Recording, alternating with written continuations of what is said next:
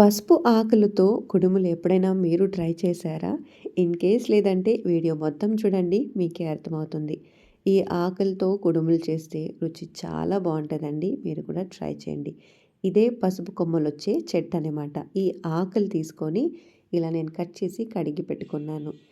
ఈ ఆకులతో కుడుములు తింటూ ఉంటే ఆ పసుపు స్మెల్లు, ఆ అరోమా చాలా అంటే చాలా బావుంటుందండి. నేను జస్ట్ 2 బనానా లీవ్స్ కూడా తీసుకున్నాను. ఈ ఒక్క పసుపు ఆకు మాత్రం పెద్దగా ఉంది కాబట్టి కట్ చేసుకున్నాను. ఇంకా అన్నీ చిన్నగానే ఉన్నాయి. ఇప్పుడు ప్రిపేర్ చేసుకుందాం. ముందుగా గ్యాస్ ఆన్ చేసుకొని కడాయి పెట్టుకోండి. కడాయి వేడైన తర్వాత ఒక్క స్పూన్ అంతా నెయ్యి వేసుకొని 2 స్పూన్లంతా తెల్ల నువ్వుల్ని మనం లైట్‌గా వేయించుకోవాలి లో ఫ్లేమ్‌లోనే. తెల్ల నువ్వులు బాగా ఫ్రై అయింది అన్నప్పుడు ఒక్క స్పూన్ అంతా గసగసాలు కూడా వేసుకోండి. ఇంకా రుచిగా ఉంటది. గసగసాలు కూడా వేయించిన తర్వాత కొన్ని ఇలాచీ కూడా వేసేసుకోండి. బయట ఉండేటివి పడేసాను.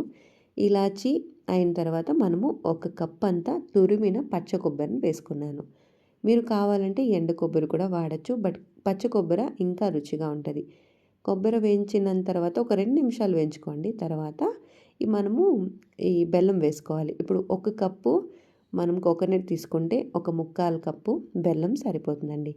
అన్నీ వేసుకున్న తర్వాత జస్ట్ ఒక 5 నిమిషాలు లో ఫ్లేమ్‌లోనే మనము వేయించుకోవాలి. మరీ ఎక్కువసేపు వదలొద్దండి. జస్ట్ 5 మినిట్స్ అయిన తర్వాత గ్యాస్ ఆఫ్ చేసేసుకోండి.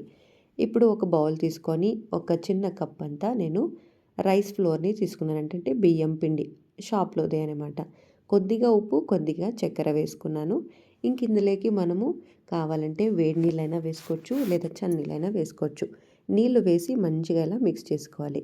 మరీ పేస్ట్ ఎలా ఉండాలంటే నీళ్ళగా ఉండకూడదు. అట్లనే మనం చేతిలో ముద్దలా కూడా చేసుకోకూడదు. ఈ పేస్ట్ కన్సిస్టెన్సీ ఉండాలి.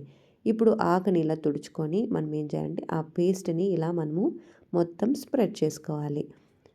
ఇలా నీట్‌గా స్ప్రెడ్ చేసుకోండి. మరీ ఎక్కువ వాటర్ ఉంటే బయటకొచ్చేస్తది. సో, జాగ్రత్తగా పేస్ట్‌లా చేసుకొని సెంటర్‌లో మనం చేసి పెట్టుకున్న కొబ్బరిది ఇక్కడ స్టఫ్ చేసుకోండి. ఇలా సెంటర్‌లో పెట్టి ఇలా ఆకు మూసేసేయండి. మీరు కావాలంటే ఒక సైడ్ అయినా పెట్టుకోవచ్చు స్వీట్‌ని. లేదంటే ఇట్లా నేను చేసినట్లయినా చేసుకోవచ్చు. సైడ్‌లో మాత్రం నీట్‌గా ఇలా కవర్ చేసుకోండి. ఇలా చేసి మనము ఇడ్లీ పాత్ర అంటే ఈ ప్లేట్ పైన పెట్టేయాలి. ఇడ్లీ మనం చేసినప్పుడు చేస్తాం గదండీ! వాటర్ వేసి బాయిలింగ్ పెడతాం గదా! అలాగే మూత పెట్టేసి ఒక 15 నిమిషాలు ఆగిన తర్వాత మనం దించితే అప్పుడు వేడి వేడిగా ఈ పసుపు ఆకులతో చేసిన కుడుములు రెడీ అయిపోయి ఉంటాయన్నమాట. సో, మీరు కూడా తప్పకుండా ఈ రెసిపీని ట్రై చేసి తిని ఎలా వచ్చిందనేది కామెంట్‌లో చెప్పడం మాత్రం మర్చిపోవద్దండి. సో, నాకైతే చాలా అంటే చాలా నచ్చింది టేస్ట్. సో, మీరు కూడా ట్రై చేయండి. అన్నదాత సుఖీ భవ.